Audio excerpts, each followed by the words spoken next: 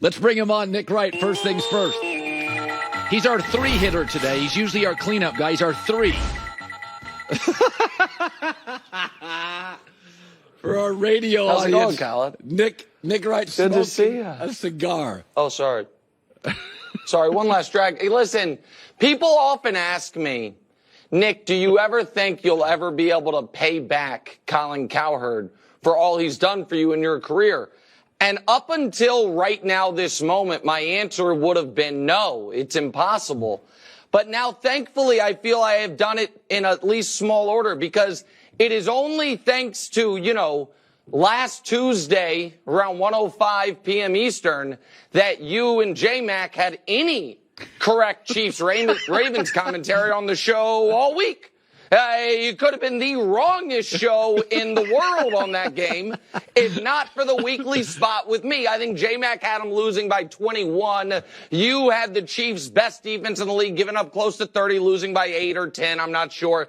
And then everyone's so shocked, amazed, appalled that the Chiefs' defense did what it did to teams all year. But I'm glad to be here, Colin. I'm glad we now maybe the score is at least closer to even. And thank you for having me on as a nice little lead off to Tom Brady. Yeah, I've moved them up to 2, Kansas City in my herd hierarchy, right behind. 2. In the herd hierarchy, there's 2 teams left. He's going to have them 2. Yeah, that's right. I want to say this, though, and I said this, is that we get too caught up on stats. If I think of Brady, who's on later, some of the most impressive stuff with Tom was later in his career when he had Gronk was past his prime. He didn't have Randy Moss. It was a lot of guys, frankly, that would have been the 4th receiver on most teams. And that's when I'm like, holy man. And he was beaten in those later years like Mahomes. Okay, this guy's insane. So I think with Mahomes, I'm more impressed with him here. They have one receiver I trust. Yeah. In all, does this get him closer to the GOAT thing? Not his most profound year. The year when he has the least offensively and he's in the Super Bowl. So I think showing that he can win this way is really noteworthy. And so the last time Patrick Mahomes threw an interception in the playoffs was his last bad half, his really only bad half of his postseason career. The second half against Cincinnati in the AFC title game. Since then, he has not taken sacks, 5 sacks in 6 games, 0 interceptions in 6 games, and is 6 for 6 as far as winning those games. And I'd love to hear what Tom thought about Patrick's second half on Sunday. Because again, if people say it's because I'm a homer or I wear rose-colored glasses that I saw it this way, but I think it's just because it's what happened. I think Patrick Mahomes had some open-ish throwing windows in the second half. I think he had some plays he could maybe have made in the second half. But because the entire second half they had a 2-score lead, not a 1-score lead, a 2-score lead, I think his number one objective every play of that second half until the drive where they hit MVS was, don't make the mistake, don't turn the ball over. Get to the finish line. Yeah. And I feel like that is something Brady mastered later in his career, which was understand we use game manager and we throw it at quarterbacks who don't have a ton of talent, sometimes fairly. But for the most talented quarterbacks to then be able to pivot into a manage this game mode, I think that is what honestly separates Patrick from a show favorite in Josh Allen. Yeah. A guy who can understand, you know what? Baltimore can't move the ball. And until we are in a position where it's a 1-score game, I need to just not turn the ball over. And I don't think it's a coincidence that the moment in the second half against Baltimore that it was a 1-score game, that's when once again Patrick put the cape on and hit the pass to MVS. Yeah. That was there, but it was too risky to take it. Yeah. And it's why, and I don't know where you stand on this, Colin, this Chiefs team, which has been called the most vulnerable, it might actually just be the most versatile. Because if they can do what they did to Buffalo and then do a total reversal of the game plan against Baltimore, that's going to be a very, very difficult team to beat. You and I have been on the same page, however, and in fairness, I had said all year is that I did like Baltimore a lot, and I thought this was the most vulnerable Chiefs team, but I wouldn't be shocked if Andy Reid and Mahomes, and I always felt that with Brady. It's like Brady, Belichick, Dante Scarnecchia. I'm not going to be shocked if they get there. And I kind of feel that with Mahomes. They've moved into that territory. But you and I have always been on the same page with Brock Purdy, is that basically, I mean, there's where you land matters. Even for Mahomes, Andy Reid has helped a lot. Where you land matters. He basically came out of college, got a Mercedes-Benz, and they said, just don't drive it into the neighbor's tree. It's perfect. But I did think, and I said this yesterday, that I haven't given him enough credit for playmaking. He's got a little of it. And I always thought him a little small, rain bothers him, not a big arm. Is it fair to say he's a little better, at least as a playmaker, than you and I thought maybe a month ago? Well, listen, I was impressed by the scrambling. So and folks can say I've been unfair to Purdy. I don't think I have been, but I will be consistent. In that the game he had against Tampa, where he had a literal perfect passer rating, I was not that impressed. With that said, the flip side of that coin is this game, where I thought he was really bad for the first half and into the beginning of the second half, I was actually quite impressed. Yeah. It felt like the moment that pass that bounced off Vildor's helmet, that I got it, that Purdy felt a second life and started making better decisions, using his legs more, and the moment clearly was not too big for him.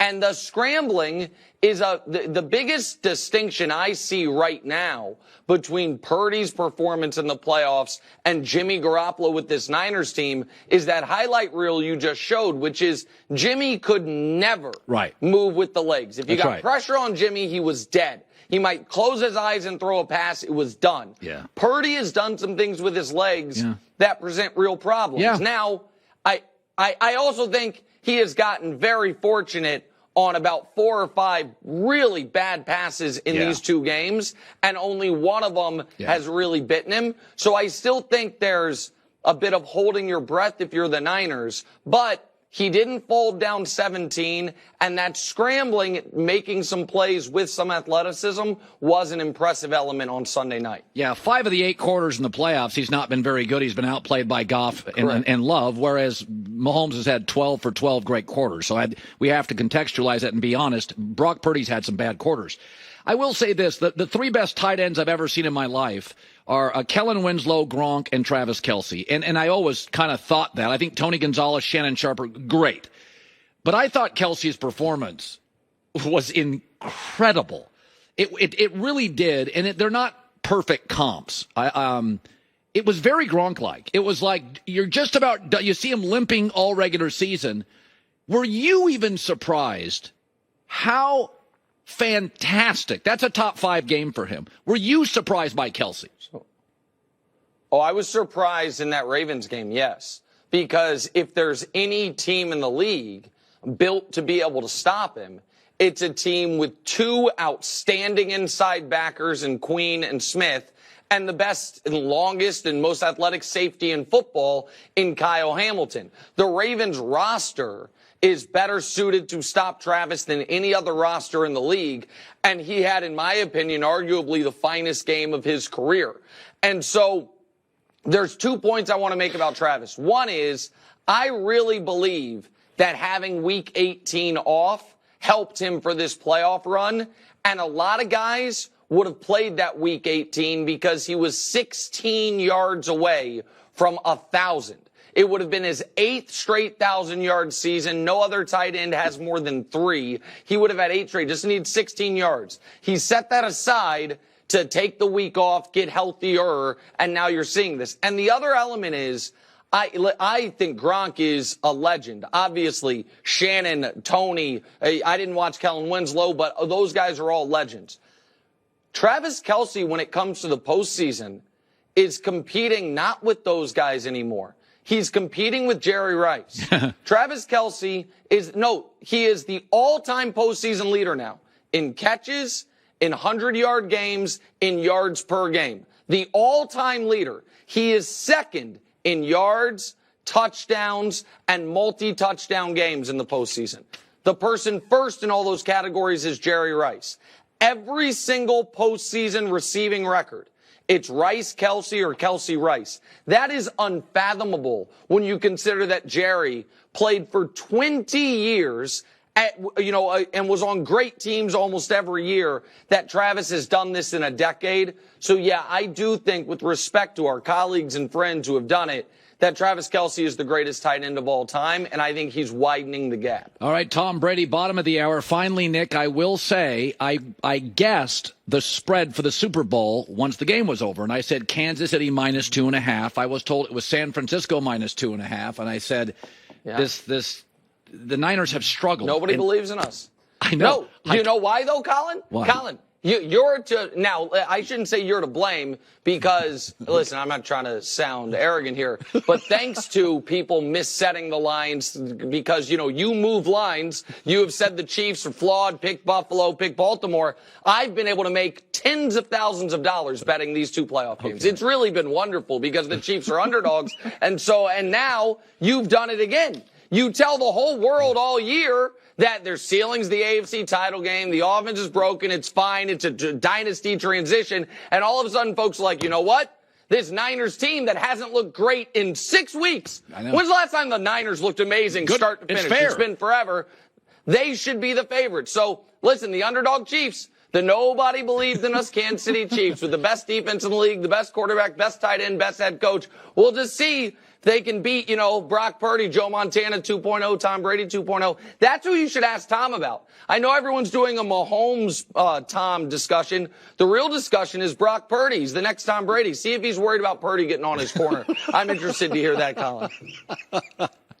All right, and stop smoking indoors. The alarms will go off at Fox in New York. Wait, I shut them off. I shut them off before I came on because celebratory cigars. We only do this when the Chiefs make and win the Super Bowl, so we only do it twice a year every year, Colin. See ya. I've got them cemented at number 3 in next year's opening herd hierarchy, the Kansas City Chiefs. Nick, right? Unbelievable. First things first, the show with no budget, and it's crushing, and we love him for it.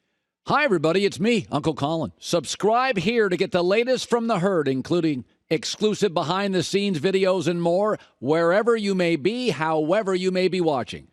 Thanks again for making us part of your day.